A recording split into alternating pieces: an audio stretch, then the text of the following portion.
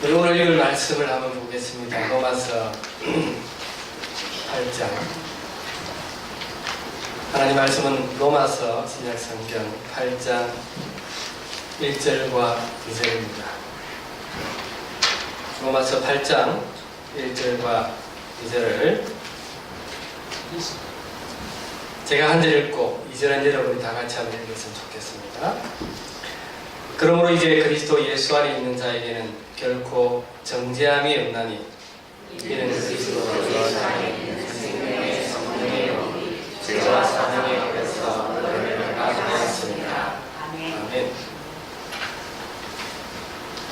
기독교 역사에서 신실한 사람들의 발자국이 참 많이 있습니다. 그러나 그 대부분의 발자국들은 무명의 발자국입니다. 그 발자국이 누구 거였는지는 우리는 모르지만은 기독교 교회 역사는 지금까지 흘러왔습니다. 무명의 신실한 성도가 있었는가 반면에 유명한 사람들도 있었는데 그 사람 중에 한 사람이 바로 우리가 잘 아는 마틴 루터입니다. 루터는 심판과 지옥에 대해서 굉장한 두려움을 가지고 있었습니다. 그는 어떻게 하면 하나님이 주신 약속하신 이 천국에 갈 것인가를 고민하다가 그는 21살 나이에 수도원으로 들어가서 수도사가 되었습니다. 그것이 그가 할 수 있는 최선의 방법이라고 생각했습니다. 그는 그곳에서 열심히 자기 자신을 연단했습니다. 기도와 금식, 극단적인 금욕 생활을 하면서까지 그는 자신이 하나님 앞에 소외받은 인생이라는 사실, 이 의식을 떨쳐버리고자 몸부림에 몸부림을 쳤습니다. 그는 이 몸부림에서 벗어나기 위해서 그 가톨릭 안에 있던 모든 자원들을 연구했고 탐독했지만 여전히 그의 심령 속에는 만족함이 없었습니다. 그의 마음은 고통받고 있었습니다.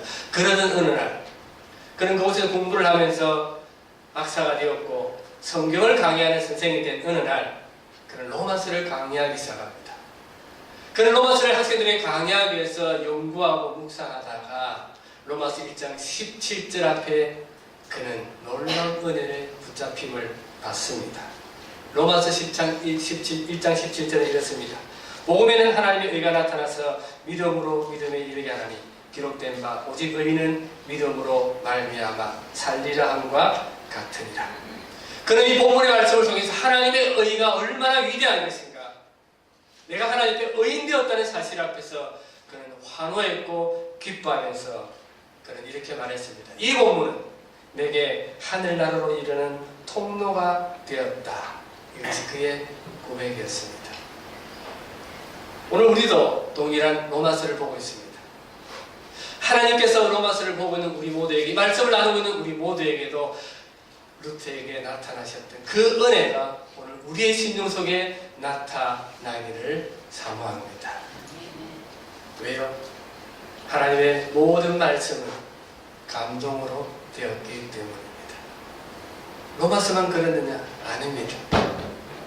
시편도 창세기도 계시록도 우리가 하나님을 향해서 갈급한 심령으로 그 말씀 앞에 다가가면 하나님께서 만나 주실 뿐만 아니라 역사에 주실 줄로 확신합니다. 바울은 이 로마서를 썼을 때 그 로마서의 수신자들은, 로마 교회의 수신자들은 구성이 이렇게 되어 있었습니다. 두 그룹으로 되어 있었는데 첫 번째 그룹이 이방인들이었습니다. 이방인 그리스도인들. 두 번째 그룹은 유대인 그리스도인들입니다. 수적으로 보면 학자들에 의하면 이방인 그리스도인들이 훨씬 많은 교회였습니다. 바울은 이 로마서를 쓰면서 1장 11절과 12절에 내가 왜 이 로마서를 편지를 너희에게 쓰는지를 분명하게 이렇게 말합니다.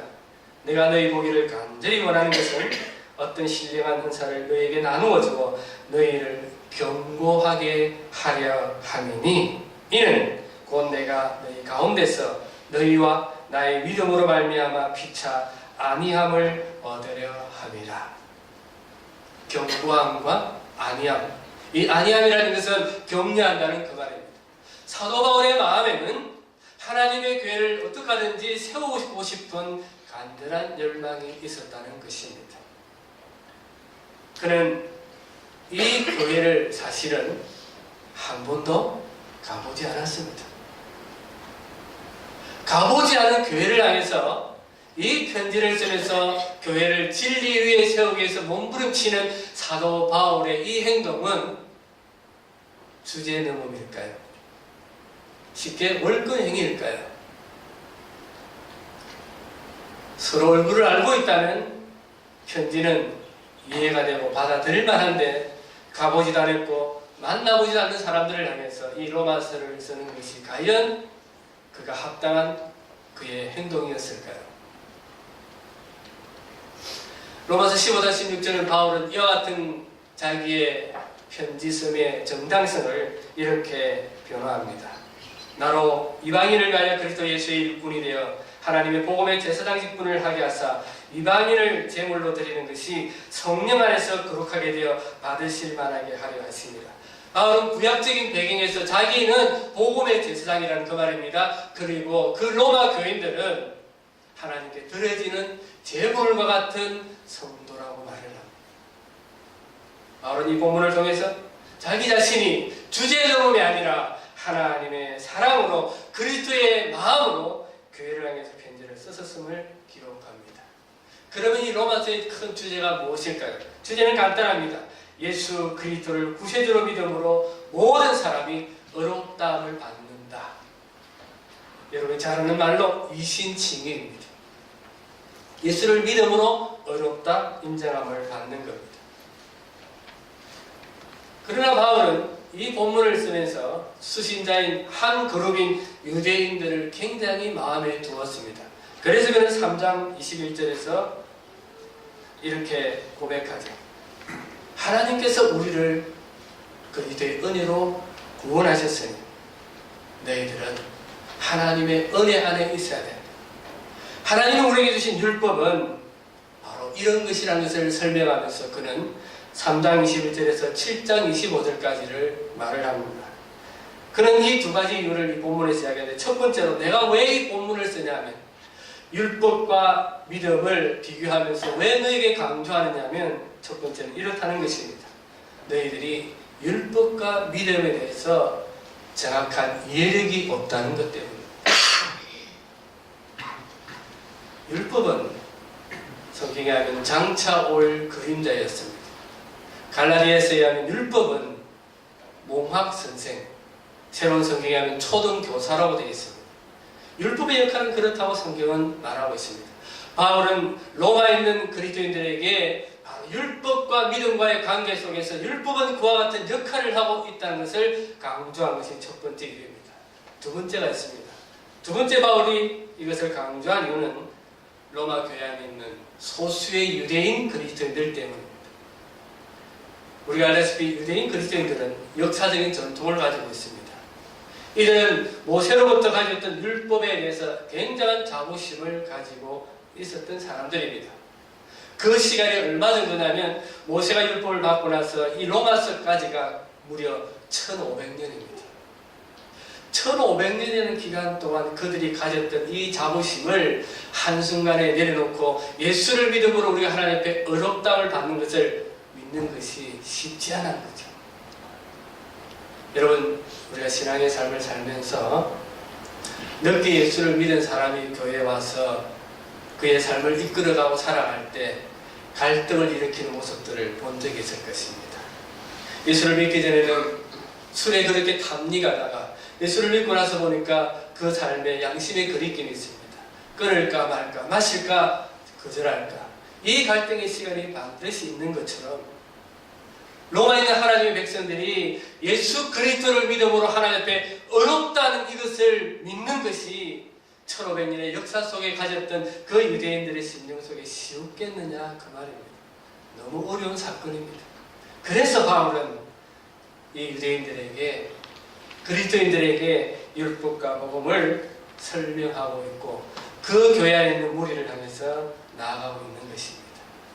복음의 입장에서 보면 유대인들이 믿는 것은 하나님이 이루신 이 완성의 관점에서 볼 때는 복음에서 이탈입니다.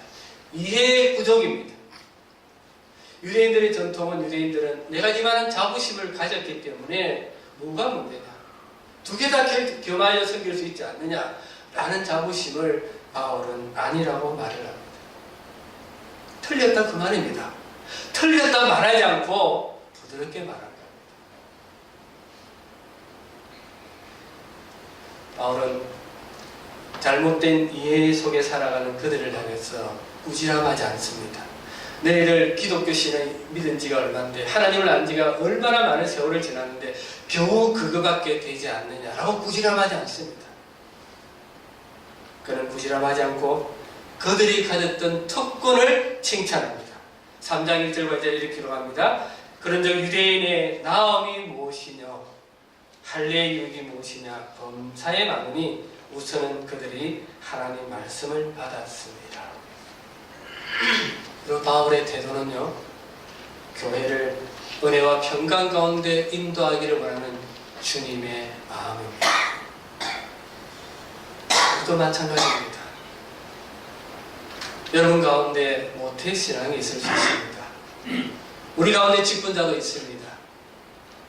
우리에게는 강점도 있고 약점도 있습니다. 그러나 우리는 사람이 가진 약점보다는 강점에 대해서 칭찬할 줄 알고 볼 줄 알아야 하나님의 교회가 세워 가지는 줄로 확신합니다. 교회는 이런 곳입니다. 서로가 서로에 대한 존중과 사랑과 관심이 하나님이 원하시는 교회를 이끌어가시는 방식이라는 것을 잊어버리면 안 됩니다. 사도 바울은 복음을 설명하지만 우격다짐이나 혹은 그가 가진 권세로서 한쪽으로 치우친 입장으로 복음을 설명해가고 있지 않다는 것입니다. 공격하지 않습니다. 그들을 그리스도인으로 받아들이면서 그들의 생각과 그들의 믿음이 어리다는 것을 인정하면서 그들을 받아들입니다. 그들은 지식은 가졌으나 영적인 통찰력이 없었다는 것을 바울은 가르쳐주고 있습니다. 그러나 그의 마음속에는 온유함과 사랑이 있는 것입니다. 우리는 신앙의 삶을 어떤 조건이나 혈통으로 풀어나가려고 합니다. 앞서서 말씀드린 모태신앙, 내가 어느 집안에 멧돼손 예수 믿는 사람인데 그거 칭찬할 만하고 정말 복된 것입니다. 그러나 그것이 우리를 하나님 앞에 세우는 조건이 아니라는 것입니다. 목사가 하나님 앞에 서는 조건이 아니라는 그 말입니다. 우리는 오직 믿음으로만 하나님 앞에 올바르게 어렵다함을 받고 설 수가 있는 것입니다. 그러면 하나님은 왜 율법을 주셨을까요? 바울은 교회를 향해서 하나님이 왜 율법을 주셨는가를 우리에게 질문하게 만듭니다. 왜 율법을 하나님이 주셨을까요? 구약 성경으로 넘어가 보면 창세기부터 신명기까지를 모세 오경이랍니다. 이 모세 오경을 율법서라고 합니다. 그런데 이 오경 가운데 제일 중심에 레위기서가 있습니다. 여러분 레위기서의 핵심어가 뭔지 아십니까? 11장 45절에 이렇게 기록합니다. 나는 너희의 하나님 되려고 너희를 애굽 땅에서 인도하여 낸 여호와라. 내가 거룩하니 너희도 거룩하라. 율법서의 핵심을 한마디로 말하면 내가 거룩하니 너희도 거룩해라는 것입니다. 이스라엘 백성은 이 말을 알아들었습니다. 하나님을 기뻐하시는 것이 무엇인가를 그들은 알고는 열심히 제사를 드렸는데 시간이 지나면서 하나님이 원하신 그 모습보다는 다른 길로 빠지기 시작했습니다. 예배는 없어지지 않았습니다. 제사는 그대로 있었는데 그 제사에는 마음이 없었습니다. 우상을 바라봤고 세상에 속해였고 형제간의 성도간의 다툼이 분란이 일어났던 것을 구약 성경은 기록합니다. 하나님에 대하여 거룩하고 세상에 대하여 성결한 삶을 살라는 그 하나님의 율법의 명령 앞에 이스라엘은 실패하고 말았습니다. 그러면 이 실패의 원인이 율법입니까? 하나님 지 말씀이 너무 까다로워서 내가 거룩하니 너희도 거룩하는 이 무거운 말씀 앞에서 감당할 수 없는 인생이기에 그래서 실패했습니까? 아닙니다. 이스라엘의 신앙의 실패는 마음의 완고함과 그리고 하나님 말씀에 대하여 스스로 불순종함 때문이었습니다. 그래서 로마서 7장 12절은 이렇게 말을 합니다. 율법도 거룩하고 계명도 거룩하다. 우리의 문제가 우리에게 있다는 것입니다. 우리의 실패가 하나님께 있는 것이 아니고 환경이 아니고 조건이 아니라 나에게 있다는 것입니다. 우리는 하나님을 의지하기보다는 세상 것을 의지할 때가 참 많이 있습니다. 우리가 어떤 때는 하나님을 향해서 산다고 하지만 우리의 의지는 언제나 실패하죠. 그래서 그 실패로 인해서 우리 삶에 부작용이 일어납니다. 며칠 전에 제가 아는 분이 식사를 하고 나서 전화가 왔었어요. 아주 가까이 있는 사람인데 제가 아무 의사도 아닌데 전화가 와서 하소연을 합니다. 내가 저녁을 잘못 먹었는지 온몸에 두드리기가 났습니다. 혹시 집에 약이 있습니까? 부작용이 바로 그런 것입니다. 하나님 우리에게 주신 아름다운 것, 거룩한 것, 복된 것을 우리가 누리지 못하고 따라가지 않을 때 그리스도인의 삶 속에는 반드시 이런 부작용이 일어나는 것입니다. 그러나 그럼에도 불구하고 우리 하나님을 기쁘시게 못하는 삶의 부작용들이 우리 삶 속에 연속해서 일어난다 할지라도 우리는 기억해야 할 것이 있다면 우리가 예수 그리스도를 믿는다면 우리는 하나님의 자녀여 하나님 우리를 의롭게 여기며 그 의로움으로 우리를 이끌어 가시는 하나님이라는 사실을 잊어버리면 안 됩니다. 하나님이 여러분을 붙들고 있습니다. 우리를 붙들고 있습니다. 우리의 조건으로 붙드는 것이 아닙니다. 우리가 가진 것 때문에 붙들고 있는 것이 아니라 예수 그리스도를 믿는 이 한 가지 때문에 우리를 붙들고 있습니다. 여러분 이것이 성경은 말하기를 하나님의 사랑이라고 말을 합니다. 내가 예수를 믿음으로 하나님이 이제 우리를 어떻게 보실까요? 우리를 째려보실까요? 꼴쳐보실까요? 아니라 이제부터 우리는 하나님께서 그리스도 예수를 통해서 보신다는 사실을 우리는 잊지를 말아야 주님이 행하신 그 은혜를 바라보면서 그 은혜를 통하여 우리를 보시는 자비하신 하나님을 날마다 만날 수 있기를 소망합니다. 하나님이 그리스도의 보혈의 공로를 통해서 우리를 바라보시면서 변동될 수 없는 말씀이 무엇입니까? 주님을 통해서 우리를 바라보심으로 변하지 않는 말씀이 과연 무엇이냐 그 말입니다. 오늘 본문의 그 말씀입니다.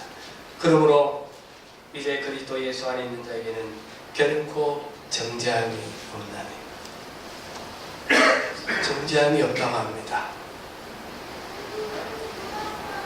이 그러므로라는 이 말은 앞에서 설명한 모든 것의 결론적인 접속사입니다. 더 이상 정죄함이 없다는 것은 하나님이 우리를 율법의 조건으로 보지 않고 우리를 향해서 십자가 지신 주님을 통해서 우리를 보신다는 그 말입니다. 하지만 사도 바울은 그것으로 말을 끝내지 않습니다. 1절에서 결과만 말하지 않고 우리가 의롭다 정죄함이 없다는 이 결과만 말하지 않고 원인을 강조하고 있습니다.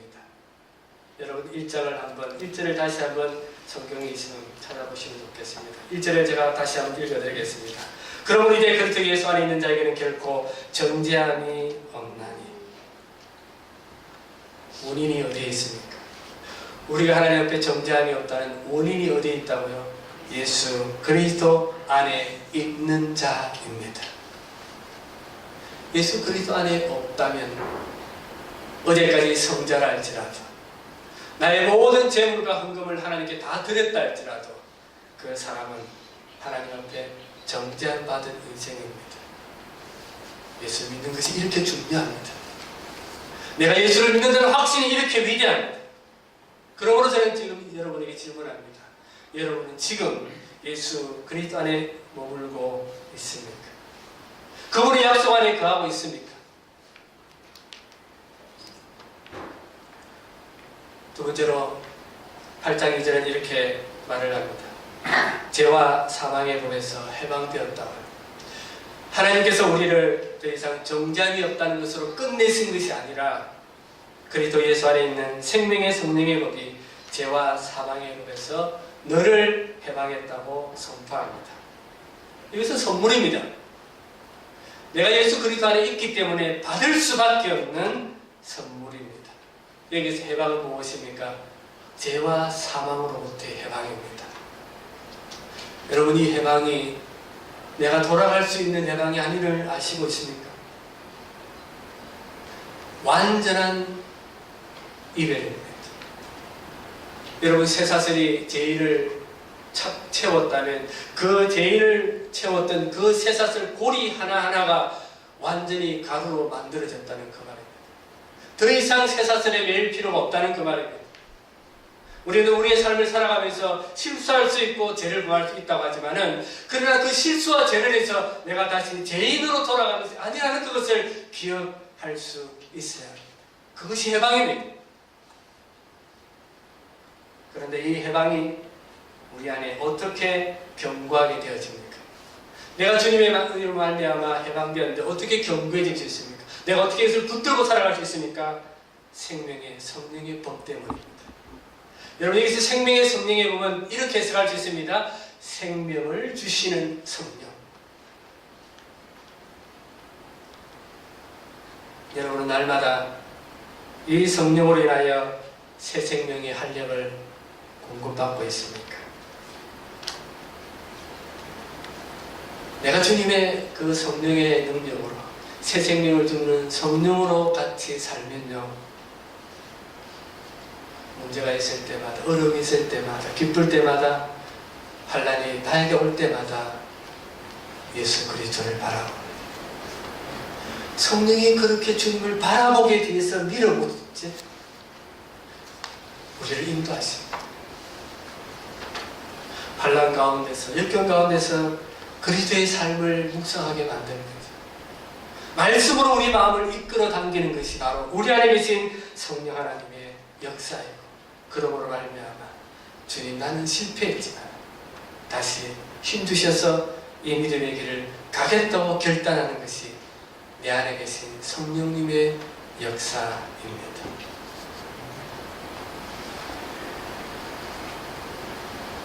그러므로 믿음으로 사는 사람은 생명을 주시는 성령과 동행하는 사람입니다.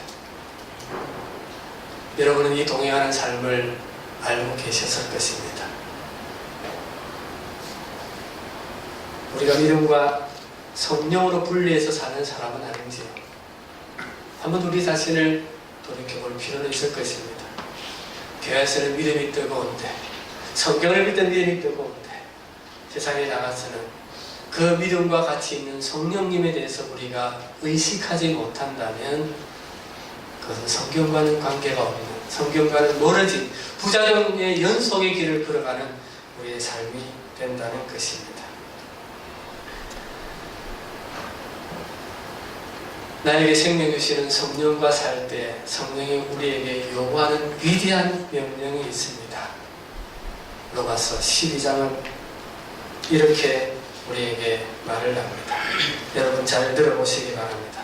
로마서 12장 14절부터는, 정확하게 9절부터는 우리가 성령으로 인도함을 받는 신자의 삶이 어떠해야 되는지를 이렇게 설명하기를, 너희를 박해하는 자를 축복하라.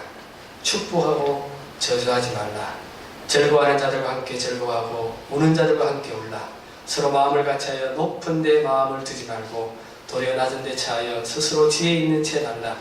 아무에게도 악을 악으로 갚지 말고 모든 사람 앞에서 선한 일을 도모하라. 할 수 있거든 너희로서는 모든 사람과 더불어 화목하라. 내 사랑하는 자들아, 내가 친히 원수를 갚지 말고 하나님의 진노하심에 맡기라. 기록하였으되 원수 갚는 것이 내게 있으니 내가 갚으리라고 주께서 말씀하시니라. 너 원수가 줄이거든 먹이고 목마르거든 마시게 하라. 그리함으로 내가 숯불을 그물 위에 쌓아놓으리라. 악에게 지지 말고 선으로 악을 이기라. 이 얼마나 무거운 말씀입니까? 내 힘으로는 정말 감당할 수 없는 말씀을 주님 지금 하고 있습니다. 누구에게요? 예수 그리스도를 구주로 믿는 사람, 성령을 받은 사람에게, 내 안에 성령님, 살리시는 성령, 생명 주시는 성령님을 품은 사람에게 로마서는 우리에게 이것을 하라고 말씀하고 있습니다. 너무 어렵지 않습니까? 너무 부담되지 않습니까? 솔직히 저도 부담됩니다. 솔직히 너무 무거워서 안 보고 싶고 모르고 싶습니다. 그런데 내 안에 계신 성령님은 말씀을 통해서 우리에게 이 풀 수 없는 엉켜있는 실타래 같은 이 매듭을, 이 삶을 성령님 의지에서 풀어 나가라고 합니다. 하나님 못하겠는데요. 그런데 성령은 너는 할 수 있다. 너가 할 수 있는 것이 아니라 내가 너를 통해서 하겠다는 것입니다.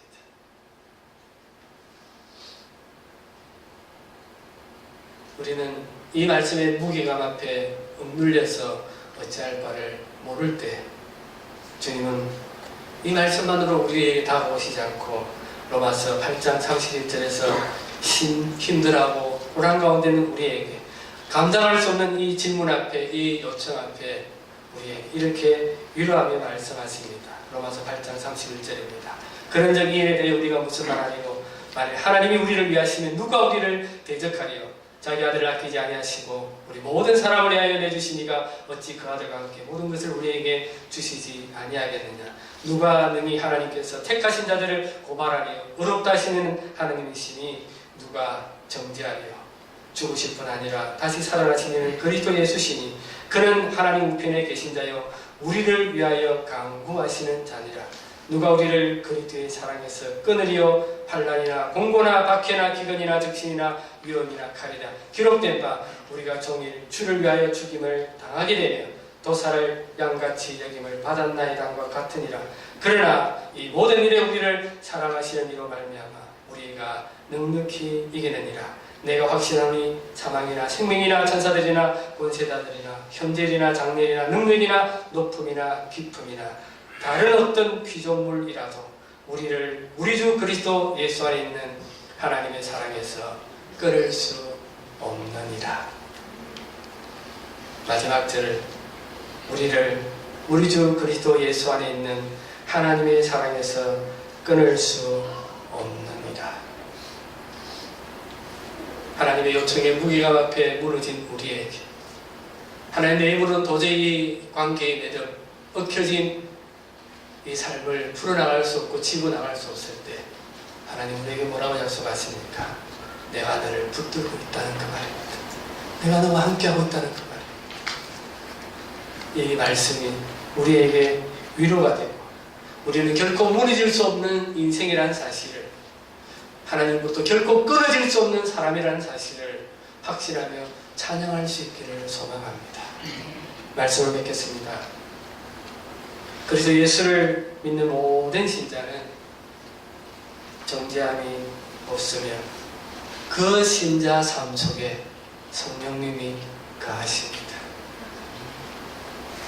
우리 안에 거하시는 성령은 우리에게 생기를 불어넣어 주시고 살리시는 성령입니다. 그러므로 성령이 우리를 향해서 하시는 가장 위대한 일은 예수 그리스도를 바라보게 하는 것. 날 위해 죽으신 그 십자가를 바라보며 그 십자가 의지에서 일어나기를 바라고 그 십자가를 통해서 주신 놀라운 약속들을 붙들고 살아가기를 원하고 있습니다. 우리는 실패할 수 있습니다. 저도 실패할 수 있습니다. 우리는 죄지을 수 있고요. 저도 죄지을 수 있습니다. 그럼에도 불구하고 성령님 의지에서 예수 그리스도를 바라볼 때 우리를 소생시키시고 회복시키시는 그 하나님의 놀라운 은혜가 우리 안에, 여러분 안에 일어날 줄로 확신합니다. 왜 성령께서 우리 안에서 우리를 새롭게 하실까요? 왜요? 바로 하나님 우리를 사랑하시기 때문에 이 하나님의 깊고 깊은 사랑이 여러분과 저 안에 넘치도록 있음을 잊지 않기를 소망합니다. 기도하겠습니다.